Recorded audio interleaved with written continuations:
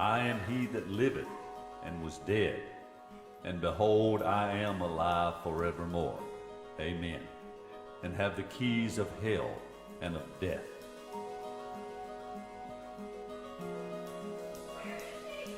Gates and doors are barred and all the windows fastened down. I spend my night in sleeplessness and rose at every sound. Half in hopeless sorrow and half in fear of the day would find the soldiers breaking through to drag us all away.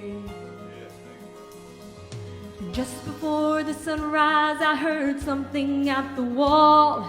The gate began to rattle and the voice began to call. So I hurried to the window, I looked down into the street, expecting swords and torches and the sound of soldiers' feet.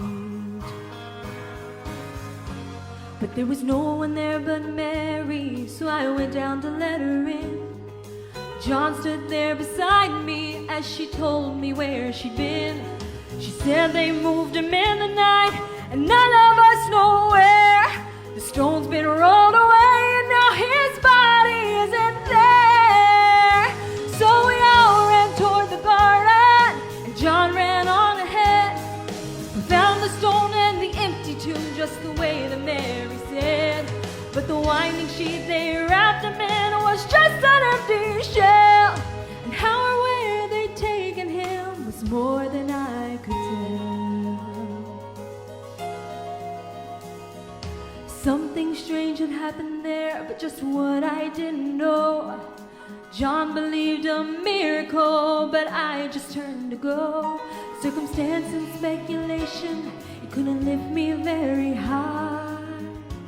'Cause I'd seen them crucify him, and I saw him die.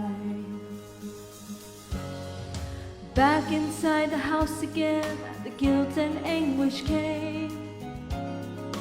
Everything I'd promised him had added to my shame. When at last it came to choices, I denied I knew his name. And even if he was alive, it just wouldn't be the same.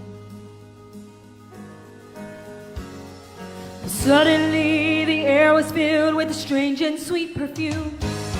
Light came in from everywhere and drove shadows from the room. And Jesus stood before me with his arms held open wide. And I fell down on my knees and I just clung to him and cried. But then he raised me to my feet, and as I looked into his eyes, love was shining out from him like sunlight from the skies. Guilt and my confusion disappeared in sweet relief. And every fear I'd ever had just